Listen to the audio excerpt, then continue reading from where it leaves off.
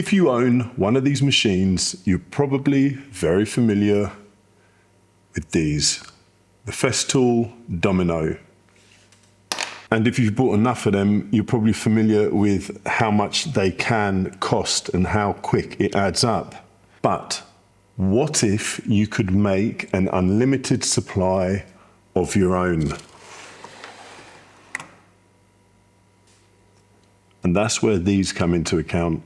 Today, we're going to look at these router bits that are designed to help cut your own dominoes. They're by a company called FindBuyTool. I'll put it here somewhere. And they kindly sent me this set to review and tell you guys what I think of them. So, without further ado, let's get to it.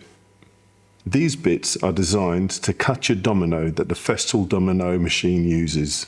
They come in a variety of sizes ranging from 14 and travel all the way down to 5 millimeters. First impressions are good. The carbide blade seems to be welded onto the shaft. As you can see, I'm going to get a close up.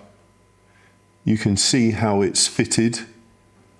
I'm not sure whether this is the best way to do it or if this is the usual way, but it looks neat, it looks clean, machining looks good, and I guess only time will tell. One thing that, not so much a complaint, that I had to do myself is on the shaft, there's a code from factory, which to me doesn't make any sense, but it's a reference to what size it is. I personally laser etched the size directly onto the shaft using my fiber laser, and I did it for every one of them, so I don't have to faff about looking at the code, which is very small, and I can just go straight to the one that I need. Offering an original domino to the profile of the blade, it fits fairly well, but it's a slightly different contour, but nonetheless it has got grooves and the general fit is great. But we're going to take a close look at how great it is and how it actually machines. So we're going to move over to the router table to see these bad boys in action. I'm going to use the 10mm because I'm super lazy and my 500 has a 10mm bit in it at the moment, so I'm not really going to change it. That's sheer laziness, as easier as it is.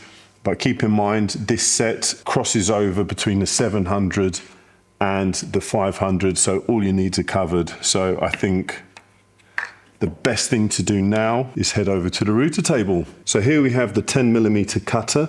My whole set have a 12mm shank, so I've got the 12mm collet in my 2200 watt Triton. There is no shaft mark, that K, to say where to put it in, so I generally bottom out and just lift it up a little bit before I tighten.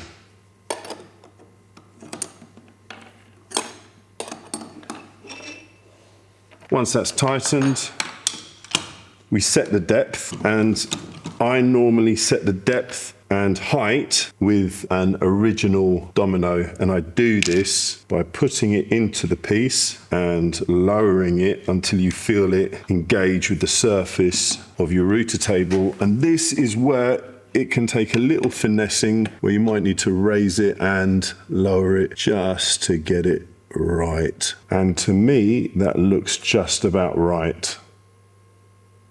So we're going to now set the fence. Setting the fence, once again, is just referencing an existing domino, and I'll pull the fence to it and pass the point. Using the marks on my router plate, I'll get a level, and then I will try and push it back and then re-level. Once again, I know there'll be a level of parallax error, but this feels about right. So it's equal either side, or there and thereabouts. I'm happy with that. So I'll now tighten the fence and try and make sure not to move. Just doing a little bit at a time, not to move the fence out of position. Okay, so I feel comfortable with that. I'm just going to rotate this, see if it clips the sides. It looks good, and the piece is ready to be processed. This, I guess, is the hairy bit. I'm going to use these and just edge it through and hope for the best. How I get the dimensions for the dominoes, I simply use ChatGPT and it's giving me some dimensions and it seems to be good. You will have to finesse this setting. I think once you've cut your first piece, you'll know where you are in terms of, do you need to push this back? Do you need to bring it forward? Do you need to raise or lower the root a bit? But that, once you've got that nailed down, you can batch out lots of strips. In this case, I've only got the one strip, so I'm gonna hope for the best. And we're gonna see if it fits as well as this domino. If it doesn't, we readjust and reassess. So let's get to it. Okay, so it's gonna get loud.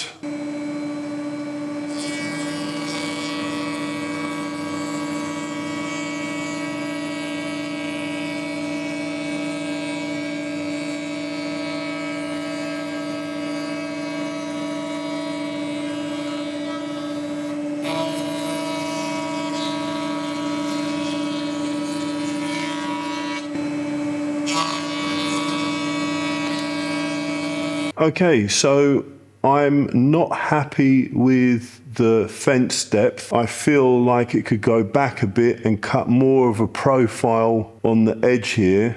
I do have a domino hole cut and I'm just going to test it, but I think we need to push the fence back just to get those grooves on the edge. So this is a standard width domino hole, and by that I mean it's the first setting on the dial, and it doesn't fit. I did cut this slightly oversized just to give us some maneuverability and tolerance when cutting it. So what we're going to do, we're going to push the fence back and see how that affects the size. So I've pushed the fence back by about 1 millimeter on the markings, and we're going to run this again.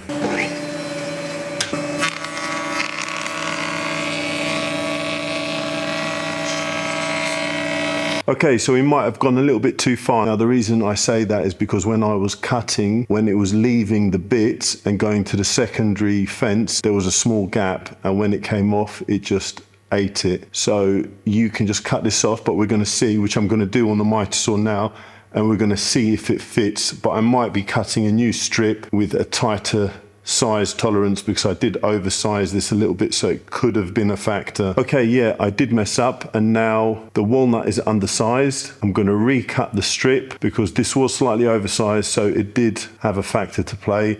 I'm going to try and get the tolerances tighter, and let's see how we do on attempt 2. Because at the moment, height-wise, this is perfect, but width-wise, way too much wiggle room, so let's cut this again. Okay, so we're back with a new piece of stock. This is pretty much spot on. Let's give it a go.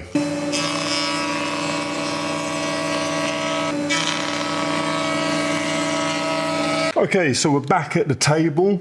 So you can safely presume it worked, which will make me iterate again that make sure that you cut these to as tight tolerance as you can, and setup is crucial. As you can see, we have an original domino in a piece of oak at an original or default domino cut size. Now this will actually be a segue to a little quick feature that I'm going to show you right at the end of this video, so make sure you watch to the end for an added bonus. But in the meantime, I'm going to remove this and I'm going to use my trusty Nipex because these are amazing at getting out tight dominoes.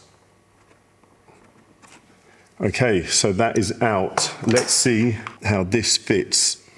As you can see, it has the grooves all around.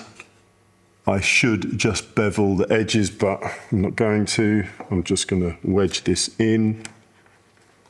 And it's just as tight as the original. And we're going to take a closer look. In fact, maybe a little bit tighter.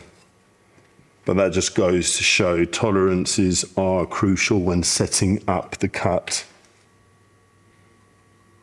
So here we have a close-up look.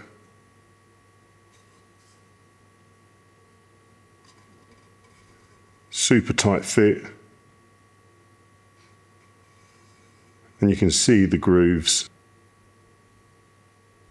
So all that's really left to do is just cut and bevel the edges, and you have yourself some homemade dominoes. I'm using walnut and oak because it's a nice contrast for you guys to see. Generally, dominoes are made from beech, but you can use whatever you want, I suppose. If you're working with hardwoods, just use some offcuts. So to summarize, what do I think of these bits? I think they're great. They do the job. It does take some finessing and setting up to get it right, but once you've got it spot on, I would strongly advise you batch out a load of these, because setting up can be a bit tedious while you're getting used to it. And if you batch out a load and you forget in the meantime, you know, you just want to get a load done and get on with your dominoing. Would I use it moving forward? Yes, I would, but in the capacity that if I run out of dominoes, or if I want a speciality domino such as walnut in a maple build, and maybe I want to do a through tenon, I'll do a very tight fitting domino and have a through tenon and then just cut it off so it's a nice contrast. But in a professional capacity where time is money, I would probably source cheap dominoes or buy Festool dominoes just for the convenience. As a hobbyist, this is great. It's a nice learning experience, setting up your router table, learning about tolerances and how things fit. So yes, I would get them, but as a day-to-day business, I probably wouldn't be making dominoes, because I can think of far more things I'd rather be doing than making dominoes. But in a squeeze, if I don't have a domino to hand, it's perfect for offcuts. I've got oak, I've got maple, I've got beech, I've got all the offcuts, which I normally just burn, and I will now consider saving the offcuts and just batching out dominoes in different woods in my downtime. So it really depends on your needs and necessities.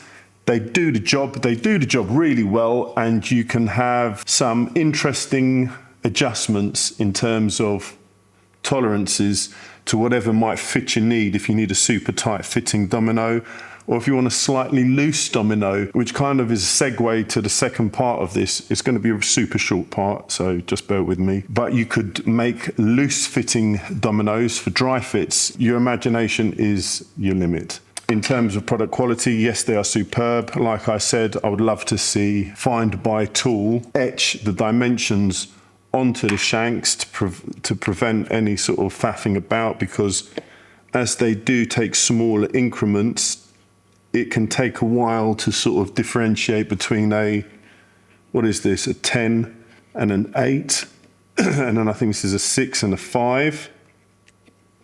You know, you don't want to mess about with that. You just want to get straight to it and cut your domino and get on with the job in hand. So basically, they do what it says on the tin, and they cut dominoes. They don't cut them exactly the same. There's a lot more ridges in an original, but they cut them with the grooves for the glue. And as long as you set up your router table correctly, they do the job great. I have used them, and they've been no different to a Festool domino. Now I'm going to quickly take you to another product they make, which is domino related, and it goes back to dry fitting dominoes. So super quick, super easy. Let's go. You're probably wondering what this is. Again, by FindBuyTool. What this is, if you do a lot of dry fits with dominoes, you know how much of a pain it can be to pull out a domino from its hole. So what this does is it takes a regular sized domino, which in this case, this is a 10. We put it through the marking 10, give it a little hammer.